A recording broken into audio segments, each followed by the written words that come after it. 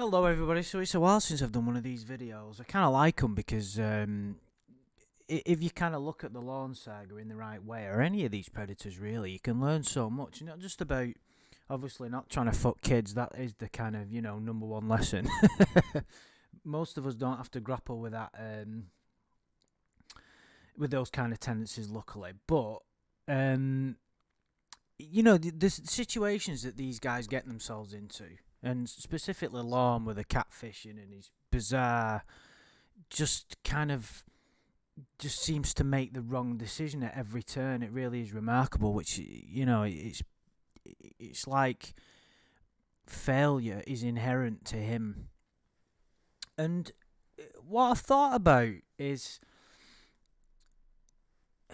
something that I can't remember initially. It was some spiritual book I was reading. Disclaimer, if you're not into all the spiritual deep truths that I talk about, switch off now rather than whinging about it in the comments.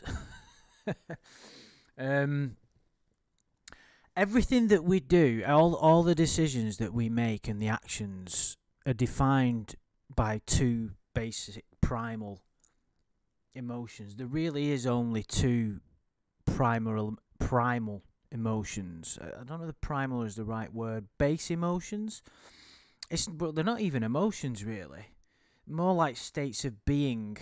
But everything stems from that, and it's kind of like the two polarities that exist. Fear and love. That's really all there is. When you look into it, you could come up with anything and say, what about confusion, or what about grief? I'm just plucking things out of the air. But grief is a natural consequence of kind of, how can I put it? If you have grief, you could say that's a consequence of love. It's something that we, if you lose somebody, it's something that we have to go through, really. But it's how you handle that. It could be prolonged if you had a massive undercurrent of fear, or it could be fear that causes it in the first place.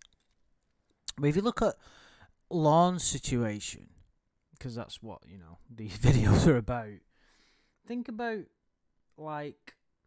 what led him. The reason I've got this on screen is because this is the accumulation of everything that's happened to him. This is the ultimate demise of the human, of the modern human, in my opinion. You've been busted for trying to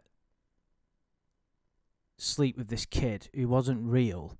Your whole life has been laid out in front of everybody. Everything, it's like the guy's got nothing left. I value my privacy, really. I know that sounds bizarre considering that I use my real name on these videos, but what I mean is, I don't go spouting shit on Facebook about, last time I went away I didn't post any pictures. Because it's like, and I'm sort of careful what I tell people at work and things like that. The sort of inadequacies that I've got and the failings, I don't want everybody to know about those. I need to keep my own counsel with them. But if you think about when Lorne got exposed, everything was out there. That chat log contained his innermost fears, everything. That's why we love it so much. It's like the total workings of the broken man. It's like everything. It was literally having a conversation with himself, but everything that led him to that moment can be picked out. Everything that a person does that is wrong is in that chat log. All of his fears and anxieties, that word he likes to use, are laid out to bare. And he had to divulge when he's in a court scenario like that, he's got nothing left. His dignity's been taken away. It's kind of bizarre because Lorne doesn't really have any. Lorne's got zero integrity, as we know. That's why the catfishing continues. He just doesn't have anything left. But the reason he's not got any integrity is because it's overrun by fear of being alone.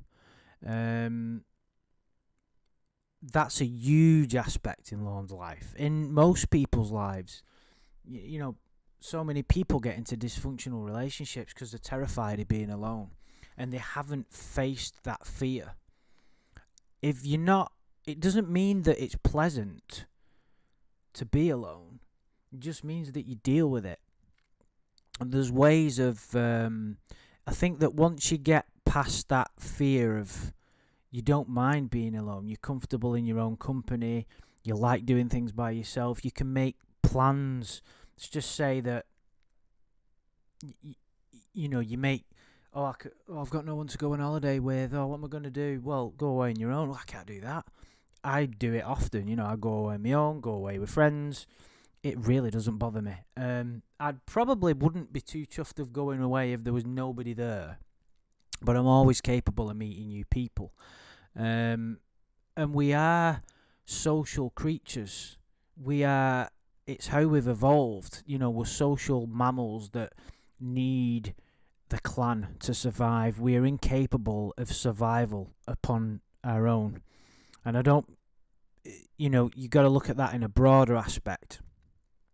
So, how we used to exist as hunter-gatherers, there would be people within the clans, if you want to call them that would be good at certain things. You would have someone that was good at sewing, so that someone could, get all the clan's clothes, and then someone else would be good at preparing food, someone would be good at hunting. So we all need different people. And you'd have people now that say, idiots basically, that say, I don't need anybody, blah blah blah, let me live in the woods. You wouldn't though, would you? We encounter a lot of people, if you want to call them the far left. I don't like, fucking hell, I've jumped into the political, I don't mean to do that, but what I mean is you've got a lot of people over here in England that say that they're a man of the land and that they don't subscribe to the law, so therefore they shouldn't be prosecuted by the police. You read about it in the papers a lot, but yet they drink beer, pay taxes when they drink the beer. They live in a house and use electricity. Well, I'm sorry, if you want to be a man of the land and you're not bound by common law, fucking live in the woods and hunt your own food and make your own clothes. You rely on other people to put food on your plate. We're all, we're a symbiotic.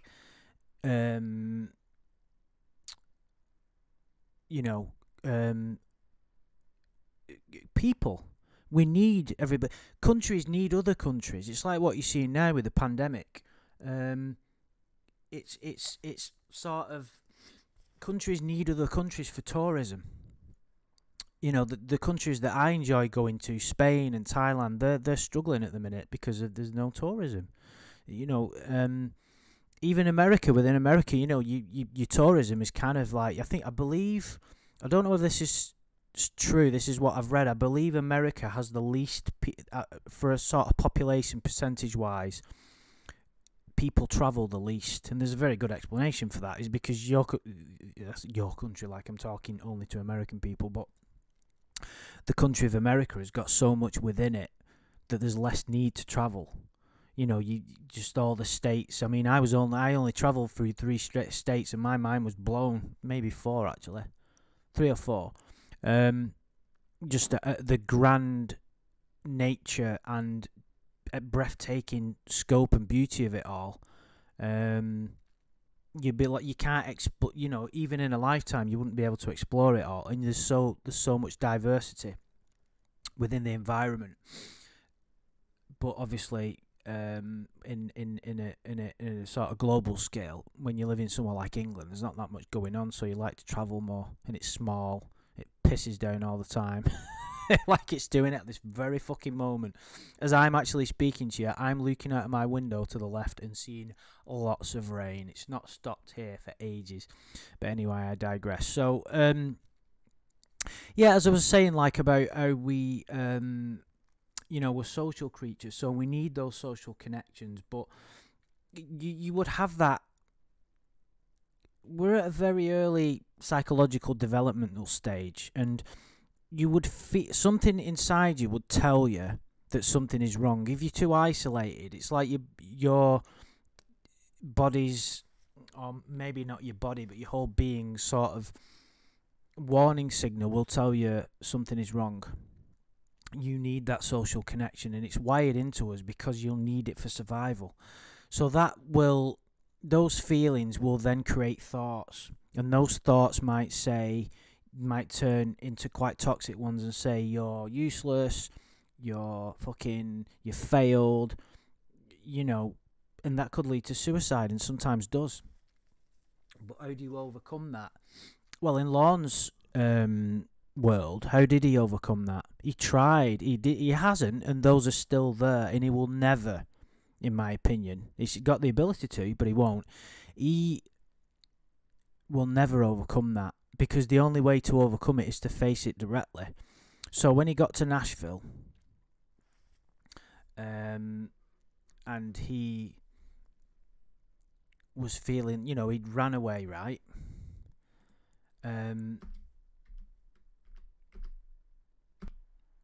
He ran away to Nashville after scamming Betty, and he was feeling lonely.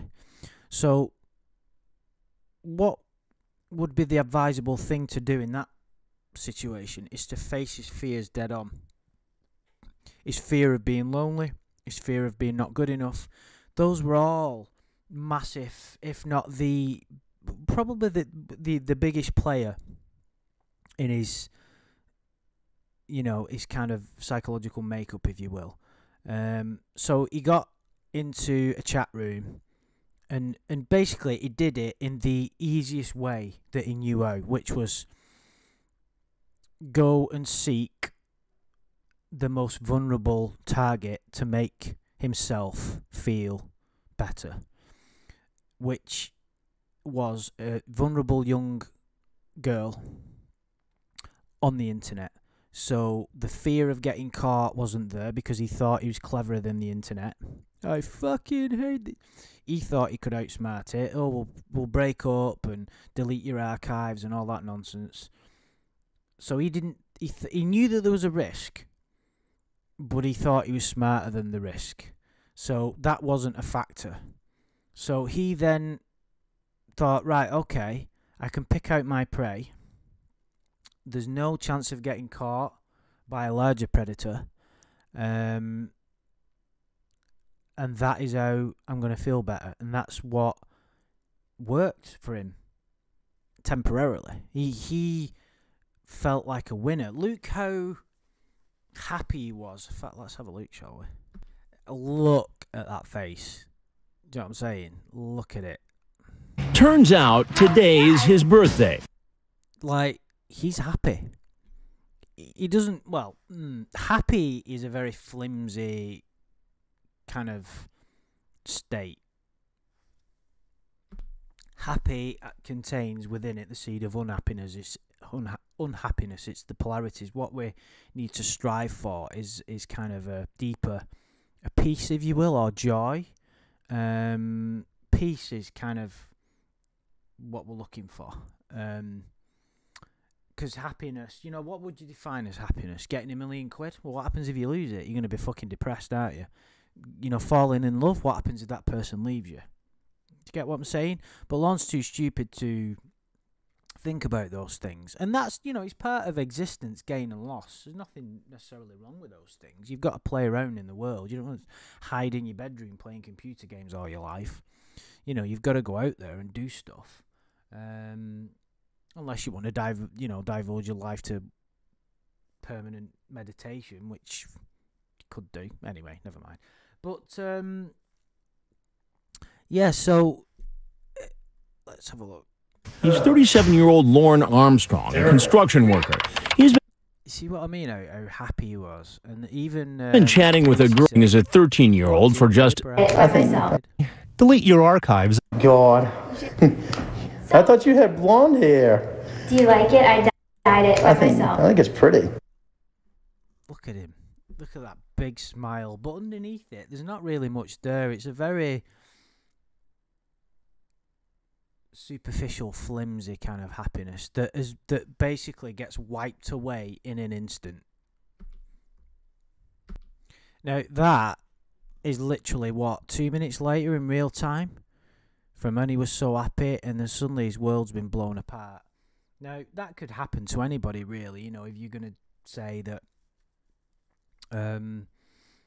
someone tells you, the doctor says you've got a week to live, or you've just found out somebody close, something bad has happened, you've lost all your money, you're not going to be jumping up and down. But there will be, if you've become quite a grounded, actualized person, there will be an undercurrent of peace. It's what it's referred to in the Bible. I'm sorry to get religious with this. I don't like to spur too much controversy. No, well, not you know what I'm saying. But the peace that passes all understanding, and our purpose on this earth is to tap into that, and we've all got it within us. But it's covered by fear. Now, why would you think that's appropriate? It's not. It's not. You tell her to delete her archives. I didn't want her to get in trouble by her parents. Look at that face. Ooh. Not good, is it? So, like, you can quite clearly see that he's got quite a fragile persona, Lorne, as most people do. But what was his alternative rather than going into the chat room and letting his fear get the better of him? Because ultimately it's fear what has led to his downfall.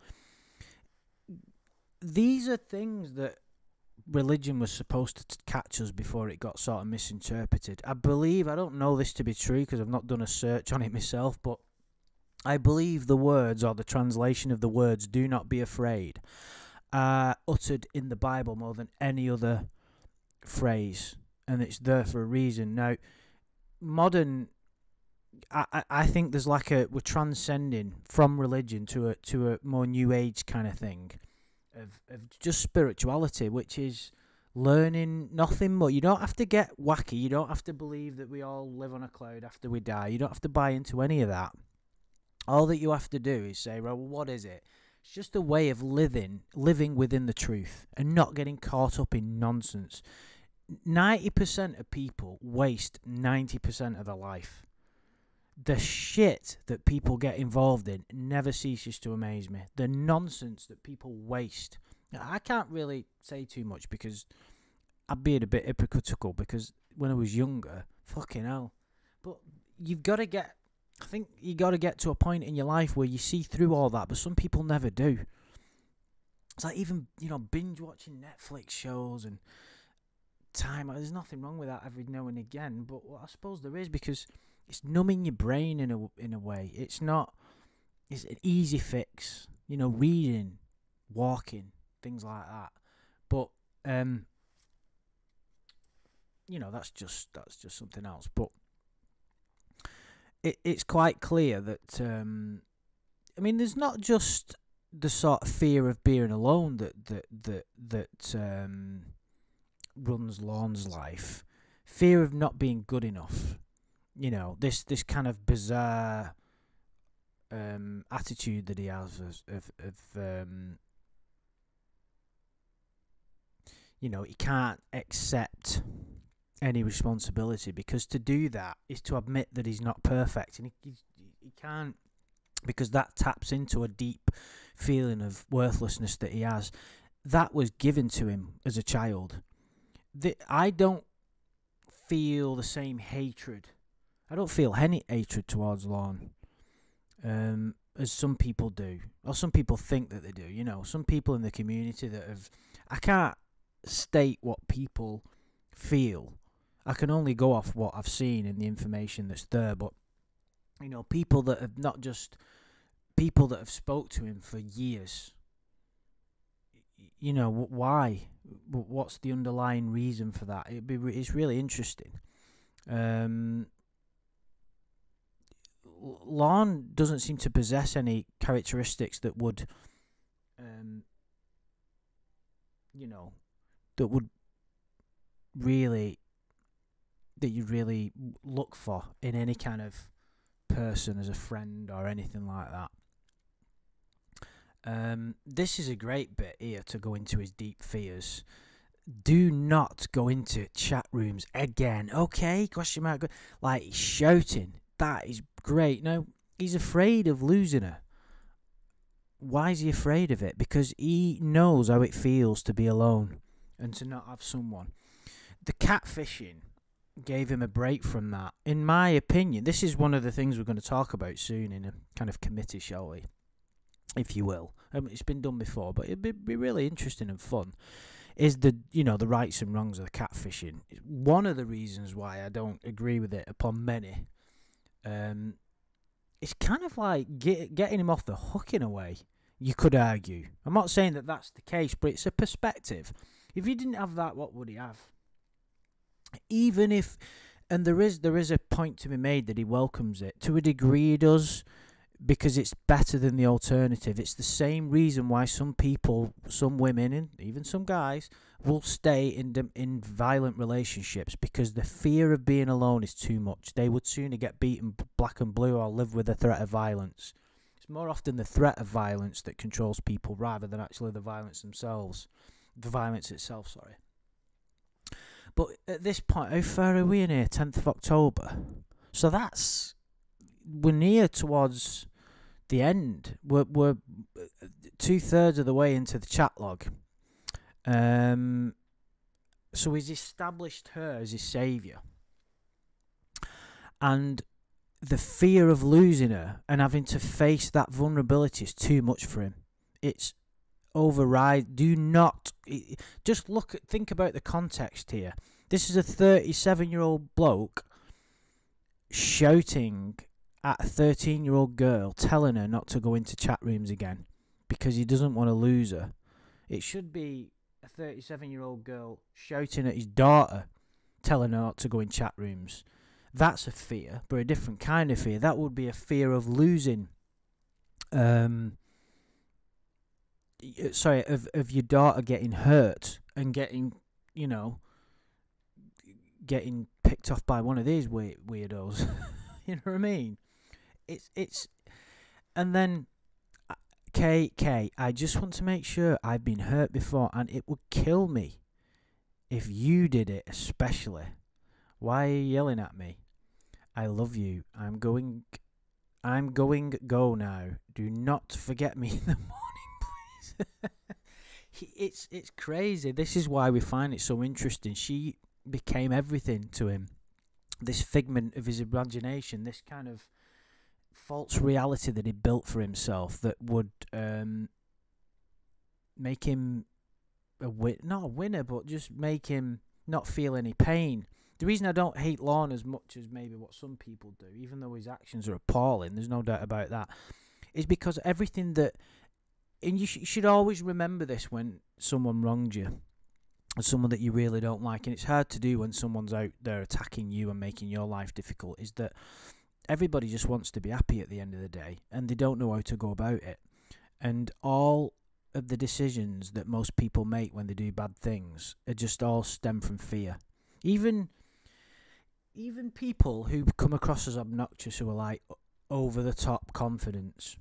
If it's like an over-the-top confidence where they can never shut up and they've always got to be rude and obnoxious and they appear supremely confident, in most cases it's because underneath there's a fear of not being good enough. So they've always got to be seen as being the loud one and the alpha male. Look at me, yeah.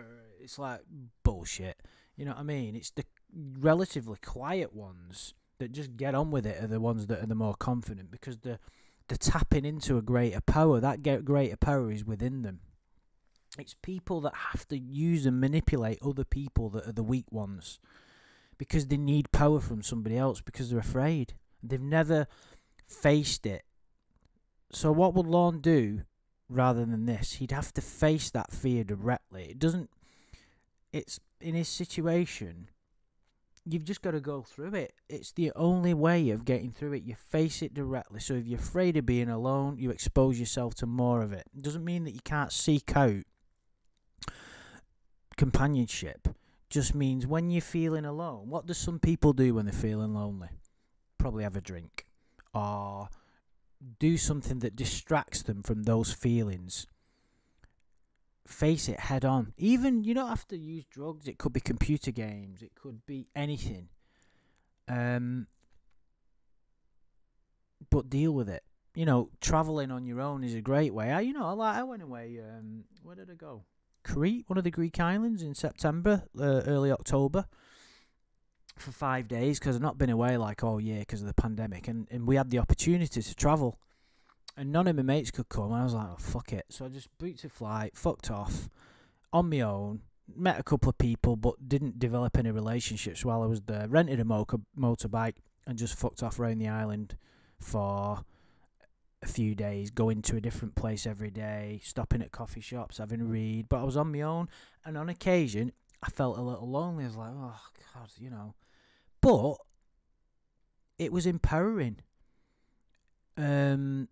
I've got that point, past that point now where that doesn't bother me. Some people, you know, it would. But people that, let's say that people have always been in relationships. And sometimes if you struggle to find one, you might be envious of them. Oh, they always find someone. But if they have a real problem with being on their own, that will rub off on the relationship. That will cause problems because they'll be too needy. And they'll be fearful of losing that person, and that will mean the relationship isn't as good as what it could be. Them are the people, the ones that can't ever be on their own. You want to you want to stay away from those people, because you'll never have. I mean, the problems can be solved within the relationship, but you can never have a really fulfilling one that's avoiding drama all the time. You know. But Lorne has never faced up to his fears.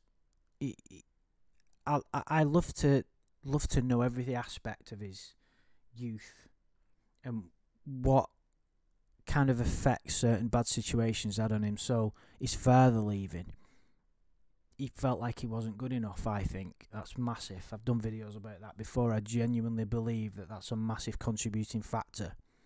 So, you know, if your father leaves you, you're going to feel worthless because he's the person that should be encouraging you and should love you. But if he rejects you, how would that make you feel as a person? Now, of course, I know that some people will have been rejected by the father and turned out great, and that's fantastic. But there will probably have been, but there's difference, you know, everybody's life is infinitely different. There might have been some encouraging figure somewhere, another strong male role model, or even a strong female role model. It doesn't matter as long as somebody is there guiding you correctly. I don't think Lorne ever was. And he's still stuck in that childlike state. You know, taking responsibility is huge. Taking responsibility takes courage, because you have to admit that you're not perfect. And we don't like to admit as humans that we're not perfect. We don't like to admit that we're insufficient, that we're inadequate. You know, it's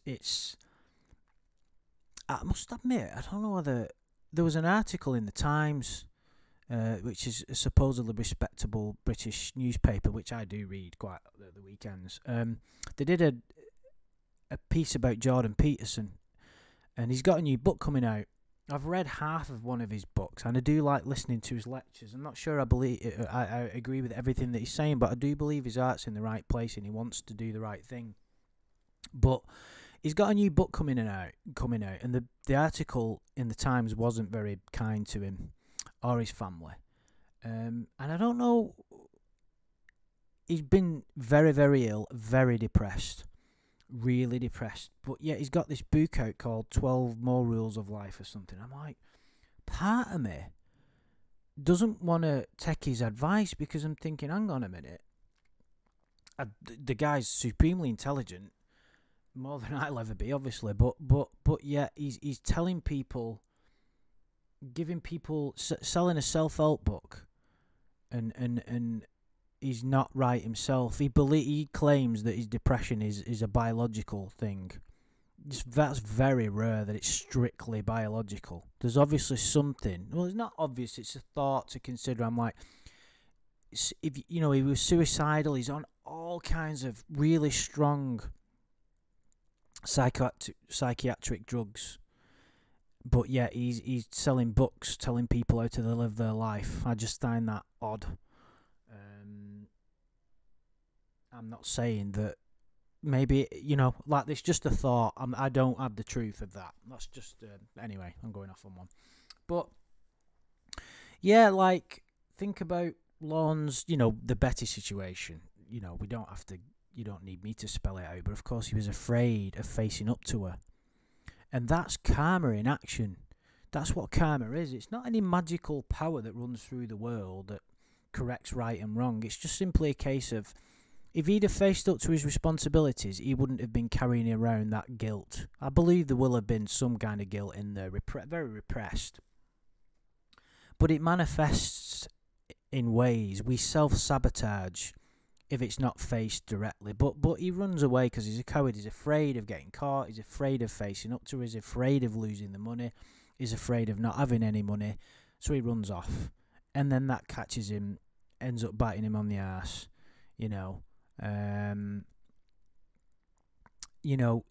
the lawsuits, he can't face up to what he's done, so he blames NBC, he blames perverted justice, he blames Chris Hansen, he blames the internet, because he can't face up. He's afraid to face up to what he's done and what he's become, and he'll never change, in my opinion. No, nothing will get through to him. I clicked on one of Raptor Bacon's videos the other day, and it was one of the Tiffany calls where she was going over the chat log with him, and he was just like, I never wanted to go. It was mental to listen to him. And I remember thinking to myself, Lorne doesn't have the ability. His whole character is based on, as millions of people is the same, his whole character is based on, immediate kind of gratification without any work. It's like, oh, I'm not going to say I wanted to go there. It's not my fault. It's somebody else's. It's mental. It's why we find his case so, against overwhelming evidence, he still maintains his innocence. It's literally like somebody getting caught stabbing somebody repeatedly in the chest on video. There's forensic evidence, fingerprints, video evidence. They admitted it in a previous interview, and then they go, "It wasn't me." And you what? It's mental.